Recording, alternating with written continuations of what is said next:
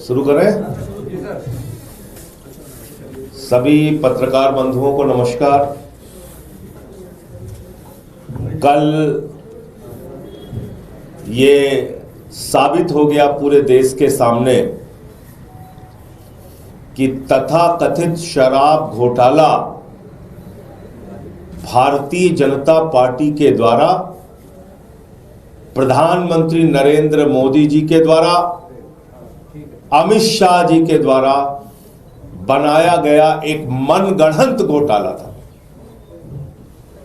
इस पूरे मामले में ना कोई सिर था ना पैर था, और दिल्ली के मुख्यमंत्री अरविंद केजरीवाल जी की जो गिरफ्तारी थी वो पूरी तरीके से अवैध थी, गलत थी। मनीष सिसोदिया जी की जो गिरफ्तारी थी वो पूरी तरीके से अवैध थी, गलत थी, इलीगल थी। मेरी जो गिरफ्तारी थी वो पूरी तरीके से गलत थी, फर्जी थी, झूठी थी, अवैध थी। और ये बात मैं क्यों कह रहा हूं? कल 3 साल से ये मामला, आप झूठा मामला चला रहे हैं। उस झूठे मामले में आपने दिल्ली के उप मुख्यमंत्री मनीष सिसोदिया जी को गिरफ्तार कर लिया, दिल्ली के मुख्यमंत्री अरविंद केजरीवाल जी को गिरफ्तार कर लिया, मुझे गिरफ्तार कर लिया, और 3 साल के बाद आपको याद आ रहा है कि इसमें सैंक्शन लेना है।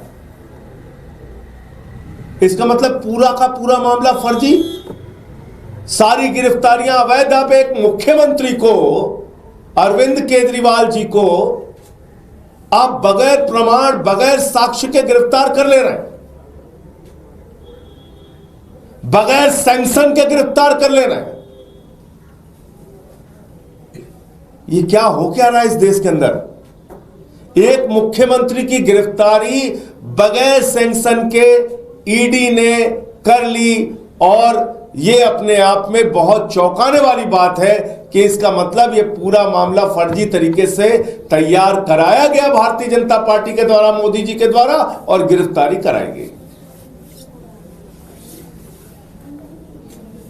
अगर जरा सी भी शर्म है तो इस अपराध के लिए भारत के प्रधानमंत्री आदरणीय नरेंद्र मोदी जी को अरविंद केजरीवाल जी से माफी मांगनी चाहिए।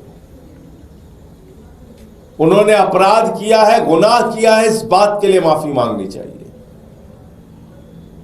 बगैर सैंक्शन के अरेस्ट किया है, इस बात के लिए सार्वजनिक रूप से प्रधानमंत्री जी को माफी मांगनी चाहिए। और मुझे लगता है कि ये अब बताने की जरूरत नहीं कि पूरा मामला राजनीतिक दुर्भावना से प्रेरित था, राजनीतिक दुर्भावना के कारण बनाया गया था। इसमें दूर दूर तक कोई सत्यता नहीं थी, और गिरफ्तारी पूरी तरीके से अवैध थी, गलत थी। मुझे इतनी बात कहनी थी। आपका कोई प्रश्न हो तो आप पूछ सकते हैं। सर, क्लॉज भी हालांकि सुप्रीम कोर्ट के वर्डिक्ट के बाद आया था, तो ऐसे में सैंक्शन लेने की कोई जरूरत एजेंसीज को पहले थी नहीं। टेक्निकली तो ये मामला बनता है। देखिए, ऐसा है, सैंक्शन लेने की जरूरत होती ही होती है। इसलिए मुझे लगता है कि अगर ईडी ने बगैर, आप एक मुख्यमंत्री को बगैर सैंक्शन के अरेस्ट कर लेंगे, ये अपने आप में ही सामान्य बात लगती है क्या?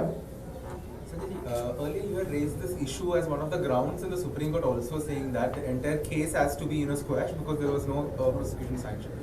So what is happening in that front right now? Are you moving? वो कोर्ट उसके बारे में तय करेगा, उस पर मैं कोई टिप्पणी नहीं कर सकता। But are you still moving forward in that direction in the court? जो मामला कोर्ट में है उसमें कोर्ट में बात करेंगे ना। मैं तो बात कर रहा हूं लीगलिटी की।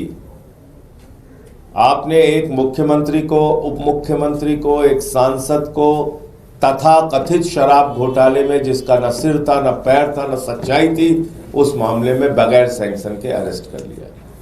ये पूरा मामला। कल आपने एक ट्वीट किया जिसमें दिल्ली के जो चुनाव अधिकारी हैं उनके हैंडल से आरटी किया गया था बीजेपी का एक, आपने उस पर सवाल भी खड़े किए थे। सवाल क्या, आप तो ये मतलब वो जो यहाँ का जिला निर्वाचन अधिकारी है वो तो खुलेआम अब कह रहा है कि जब प्यार किया तो डरना क्या, तो खुल के सामने आ गया मैदान में। जब बीजेपी के ट्वीट को आरटी कर रहा है वो, तो बड़े आसानी से आप समझ सकते हैं कि उसका कितना गहरा रिश्ता भारतीय जनता पार्टी से है। अब ज्वाइन करके प्रचार भी करेगा उनके लिए। जिस आदमी को चादरें बट रही नहीं दिख रहा है, पैसा बट रहा है नहीं दिख रहा है, जूता बट रहा है नहीं दिख रहा है, वीडियो बना के सामने खुद प्रत्याशी लेके आ रहा है, चश्मा बांटने का खुद ट्वीट कर रहा है, ये हुआ ही नहीं। अब उसके बारे में कोई संदेह है क्या किसी प्रकार का कि उसने कोई कमी छोड़ रखी है अपनी ओर से बीजेपी के साथ उसके रिश्तों में?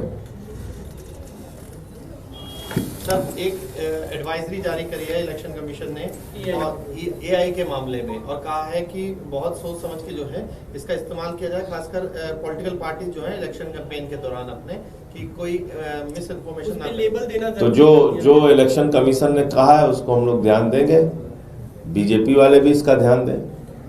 सर, आप लोग बीजेपी पे मैथिली समाज, पूर्वांचली समाज का अपमान करने का आरोप क्यों लगा रहे हैं, और आज कोई विरोध प्रदर्शन की भी तैयारी है क्या? बिल्कुल विरोध प्रदर्शन की तैयारी है। हमारे बहुत सारे कैंडिडेट अपने नॉमिनेशन में व्यस्त हैं, उसके कारण हो सकता है कि कुछ विधानसभाओं में प्रदर्शन कल हो परसों हो, लेकिन पूरे दिल्ली में इस बात का विरोध प्रदर्शन होगा। और ये कोई सामान्य बात नहीं है। एक राष्ट्रीय चैनल पे मैथिली ब्राह्मण समाज के पूर्वांचल के विधायक बिहार के से आके, जिस आदमी ने श्रम परिश्रम करके अपना संघर्ष करके दिल्ली में 2 बार विधायक बने, ऋतुराज झा जी, उनको टीवी चैनल पे पूरे देश के सामने, दुनिया के सामने बीजेपी के प्रवक्ता शहजाद पूनावाला ने गाली दी, और इतनी अभद्र गाली कि मैं आपके कैमरे के सामने बोल भी नहीं सकता। क्या ये मैथिली ब्राह्मण समाज का अपमान नहीं है? क्या ये पूर्वांचली समाज का अपमान नहीं है? हर दिन बीजेपी के लोग पूर्वांचल के लोगों को, यूपी बिहार के लोगों को अपमानित करेंगे, कभी रोहिंग्या कहेंगे, कभी बांग्लादेशी कहेंगे, कभी टीवी चैनल पे बैठ के गाली देंगे।